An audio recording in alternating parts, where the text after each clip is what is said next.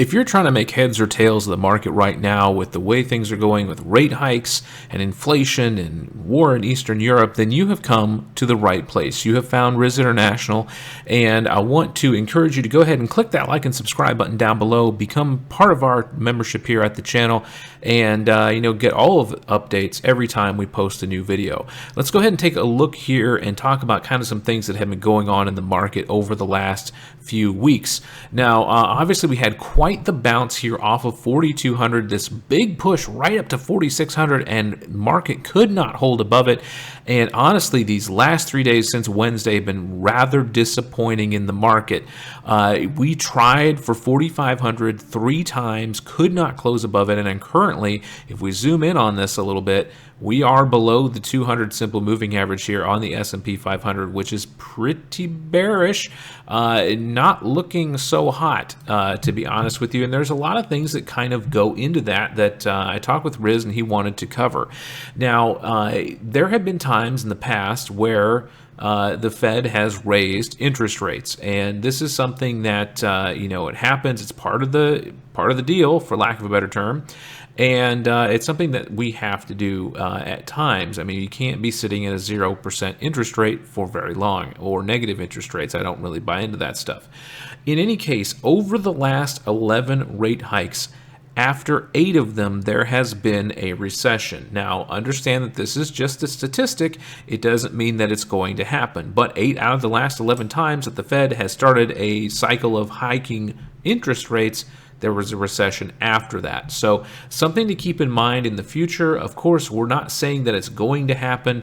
We don't know if it's going to happen, of course. If anybody does, they're lying, because, well, no one knows the future as much as they like to claim.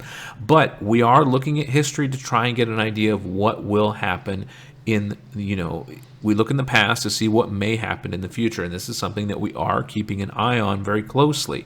Now, there was an interesting thing happened a few days ago. The 2- and 10-year Treasury bond yields inverted briefly. Now, that is not the case anymore, but usually when you have a persistent yield curve inversion, typically you have a recession within about 18 months. Now, I know we're throwing these nasty, scary words around right now, but we have to take into consideration what's going on around the world. We have inflation hitting. We have the Fed hiking rates to try and curb inflation. We have a war going on. There's concern about food and food prices, energy prices. It's pretty dicey out there. Let's call a spade a shovel here. And so it's something we need to kind of keep a look at, or keep an eye on rather, and just be aware of. And just remember, you can always make money trading in the market regardless of whether we're in a recession or a bull market or a bear market. All of these times you can still make money, and as a membership here at Riz Elite, you will get our trades, per alert when we take them, and you'll be able to capitalize as well. So I want to make sure to encourage, if you're not a member of Riz Elite, make sure you click that link down below. We are going to be opening up the wait list to get on there on May the 4th, Star Wars Day. So make sure that you get in on that if you're not a member here at Riz Elite, so you get all the inside information ahead of time and you don't have to wait for our Saturday recaps. One thing to keep an eye on is the positive correlation between semiconductors and the markets. So if semiconductors continue to fall, let's take a look at my personal favorite semiconductor. Look at AMD, we can look at Micron here in just a minute. But, we've seen this steady decline here in AMD over the last, couple of months. And this is, you're going to see a similar pattern playing out here with Micron. We look at NVIDIA. It's going to be a similar pattern. We've just been kind of in this downtrend. And if semiconductors continue to go down, it could indicate potential weakness in the market. Of course, there's all the concern about what's potentially happening in Taiwan and things of that nature as well. And of course, all of the impact of the things going on in Eastern Europe. The simple truth is most stocks right now look really bearish. and are curling over for the most part. So we are going to be taking that into consideration as we trade, as we keep an eye on things moving forward, and trade accordingly. Now is not the time to be jumping in and trading willy-nilly just for the sake of trading. It is very tricky right now, and with things curling over and not everybody being able to take short positions or things like that, you need to be very strategic with your positions. And of course, we will help you do that as well. But I mean, here's the thing, guys. Let's just call it like it is. We are in a downtrend right now on the market. We do have these periods of up and down. You could say, oh, well, Chris, we were in a downtrend here, and now we've broken out of the downtrend. I'm not ready to call it out of that until we start, really pushing and holding over 45, 4,600. No, I am not going to say we are out of the downtrend. I think we are still in it. And there's still definitely potential for more downside. If we break 42 again, that could be bad. And of course, all eyes are on rate hikes, and the market is starting to digest the concept that there will be a 50 basis point rate hike here on the next go. We'll have to see if that happens or not. Last time they said, oh yeah, we're going to do it, and then the whole situation in Ukraine erupted, and they decided to roll that back and just did 25 basis points on the last rate hike, otherwise known as 0.25%. 50 basis points, going to be a little bit more significant. So we'll have to see how the market chews on that as we get closer and closer to the Fed announcement later this quarter. Let's go ahead and take a look here at the breakdown of the S&P 500 here. Let me put this on year-to-date. Yeah, I thought we were out of year-to-date. As we've seen for pretty much all year, energy has been going nuts. And if you've been listening to things overseas, things are even worse over there than they are here in North America. I know a lot of people, and I have some friends in the UK.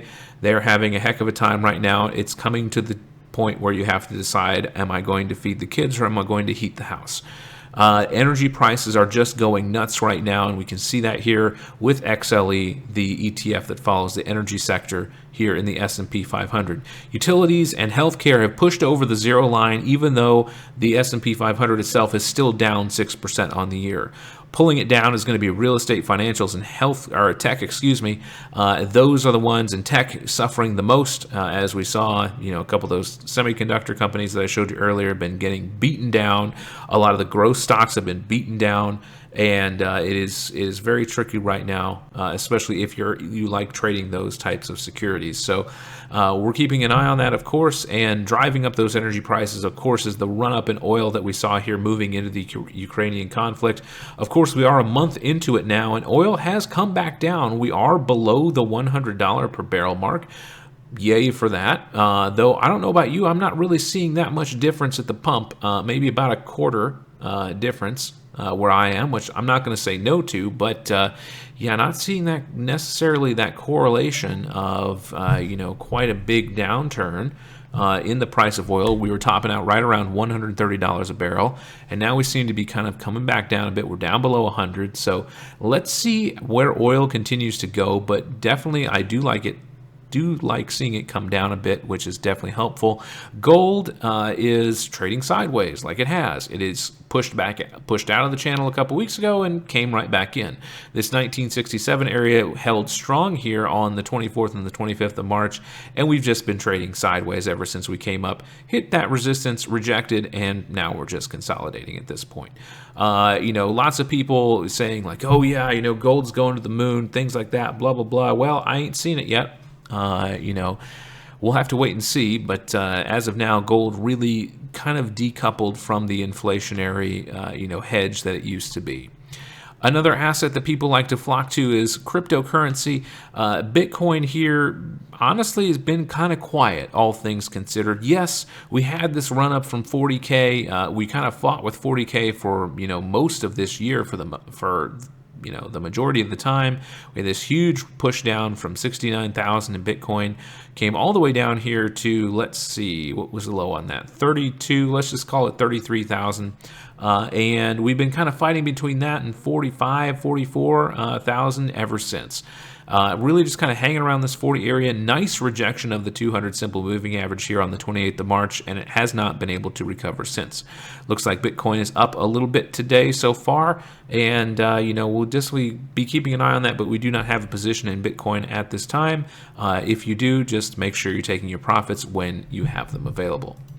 I want to talk about one trade that we actually did get in this week, and this was somewhat monumental, to be honest with you, because I don't remember the last time that Riz took a short on a stock, but holy cow, he did it. He shorted Tesla at $1,037.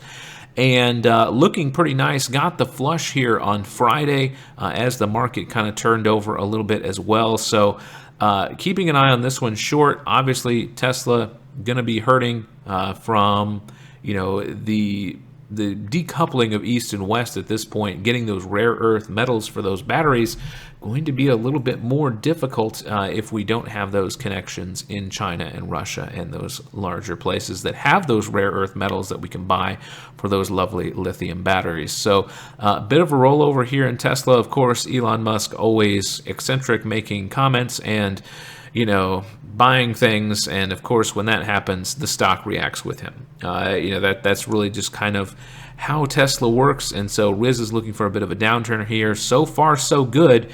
If you went ahead and took this short, make sure you're getting rid of that before earnings here on April the 20th. I can pretty much guarantee you Riz is not going to hold this for too much longer, but we will wait and see how long he continues to hold at this point. But the one thing I want to stress right now is to be very careful. Again, just because we talk about the fact that there might be a recession coming does not mean that it is coming.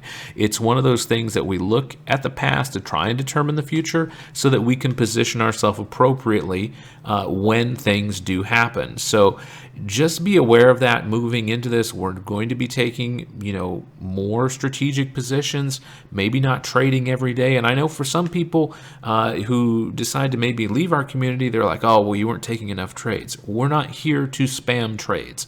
There are plenty of places out there that you can join if you would like to do that, and you can lose all the money there that you like while we're sitting here booking profits by taking good trades, solid trades that have the potential to work the way we want them to work.